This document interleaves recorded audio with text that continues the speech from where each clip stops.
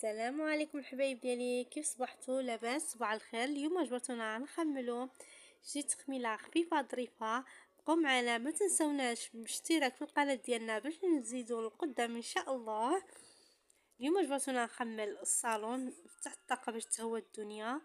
نخملو باش نشارك معكم التخميل ديالنا وباش حتى الغديوه ديالنا ان شاء الله نعدلو واحد الغديوه مزيونه ان شاء الله خفيفه. كما جبرتوني دابا نخمل ديك اللحيفات، نمسح الطبيله دجاج حيت كتكون فيها الغبره مثل الماء الدجاج ديالها، حيت عملنا لها الماء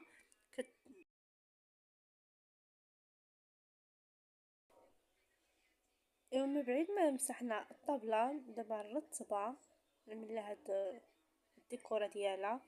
دابا جبرتوني كنشطب الارض بلا سبيراتور باش كتجمع كتصف ديك الغبره اللي كتكون في الزرابي. ما كاينش احسن من الاسبيراتور ولا ديك الجراره ديال الارض حتى هي كتجمع. نشارك معكم البطبط كيجي ساهل ماهل كيبغيه الكبير والصغير.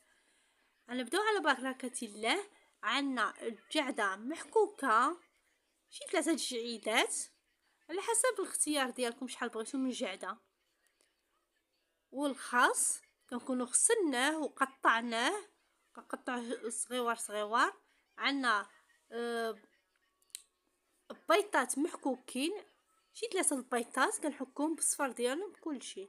التون انا كنستعمل هاد التون هذا كيعجبني، هاد ماركه هاد التون هادي كيبقى كبارين ماشي داك الزيتون مفتين.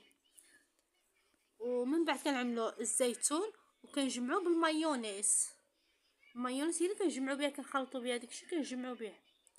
وشويه د المليحه ضروري، اللي كيبغي الملاح اللي ما كيبغيهش يقدر يستغنى عليه. وساعه كنعمرو البطبوط ديالنا كيجي لذيذ ما تشبعوش منه.